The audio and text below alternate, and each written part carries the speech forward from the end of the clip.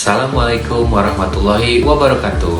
Halo teman-teman, kembali lagi bersama saya Aris Munandar, peserta Latsar CPNS Angkatan 9 gelombang kedua tahun 2025.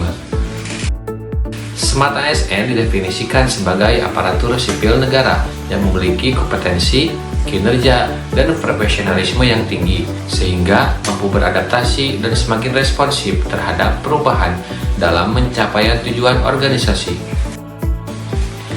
Dalam materi ini terdapat 3 pokok bahasan materi meliputi 1. Literasi digital, 2. Pilar literasi digital, dan 3. Implementasi literasi digital dan implikasinya. Literasi digital merupakan kemampuan untuk mengakses, mengelola, memahami, mengintegrasikan, mengkomunikasikan, mengevaluasi, dan menciptakan informasi secara aman dan tepat melalui teknologi digital yang dilakukan secara produktif. ASN di sini dituntut adaptif menghadapi era digital untuk mendukung smart governance. Kerangka kurikulum literasi digital ini digunakan sebagai metode pengukuran tingkat kompetensi kognitif dan afektif masyarakat dalam menguasai teknologi digital. Guna mendukung percepatan transformasi digital, ada 5 langkah yang harus dijalankan, yaitu 1. Perluasan akses dan peningkatan infrastruktur digital. 2. Persiapkan betul roadmap transportasi digital di sektor-sektor strategis, baik di pemerintahan, layanan publik, bantuan sosial, sektor pendidikan, sektor kesehatan, perdagangan, sektor industri, dan sektor penyiaran. 3. Percepat integrasi pusat data nasional sebagaimana sudah dibicarakan. 4. Persiapkan kebutuhan SDM talenta digital. 5. Persiapan terkait regulasi, skema-skema pendanaan, dan pembiayaan transformasi digital dilakukan secepat-cepatnya. Pilar literasi digital, 4 kompetensi yang dibuat untuk menunjang percepatan transformasi digital, diantaranya 1. Digital skill. Digital skill merupakan kemampuan individu dalam mengetahui, memahami, dan menggunakan perangkat keras dan piranti lunak atau TIK, serta sistem operasi digital dalam kehidupan sehari-hari. 2. Digital safety merupakan kemampuan user dalam mengenali, mempolakan, menerapkan, menganalisis, menimbang, dan mengingatkan kesadaran perlindungan data pribadi dan keamanan dalam kehidupan sehari-hari. 3.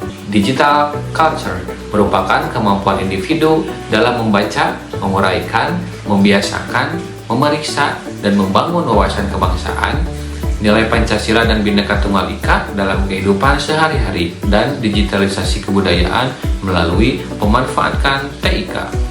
4. Digital ethic merupakan kemampuan individu dalam menyadari, mencontohkan, menyesuaikan diri, merasionalkan, mempertimbangkan, dan mengembangkan tata kelola etika digital atau netiquette dalam kehidupan sehari-hari. Implementasi literasi digital dan implikasinya. Proses interaksi yang terjadi di media sosial ini merupakan bagian dari komunikasi sosial, bahkan semakin kompleks dan dapat menimbulkan masalah jika tidak dikelola dengan baik. Permasalahan yang biasanya muncul terkait dengan privasi, hak cipta karya, pornografi, kekerasan online, dan isu etika lainnya. Dunia digital saat ini telah menjadi bagian dari keseharian kita. Berbagai fasilitas dan aplikasi yang tersedia pada pegawai sering kita gunakan untuk mencari informasi, bahkan solusi dari permasalahan kita sehari-hari. Dalam penelitiannya, durasi penggunaan internet harian masyarakat Indonesia hingga tahun 2020 tercatat tinggi, yaitu 7 jam 59 menit. Angka ini melampaui waktu rata-rata masyarakat dunia yang hanya menghabiskan 6 jam 43 menit setiap harinya. Bahkan, menurut hasil survei Asosiasi Penyelenggara Jasa Internet Indonesia atau biasa dikenal dengan APJII tahun 2020, selama pandemi COVID-19, mayoritas masyarakat Indonesia mengakses internet lebih dari 8 jam sehari. Pola kebiasaan baru untuk belajar dan bekerja dari rumah secara daring ikut membentuk perilaku kita berinternet. Literasi digital menjadi kemampuan wajib yang harus dimiliki oleh masyarakat untuk saling melindungi hak digital setiap warga negaranya.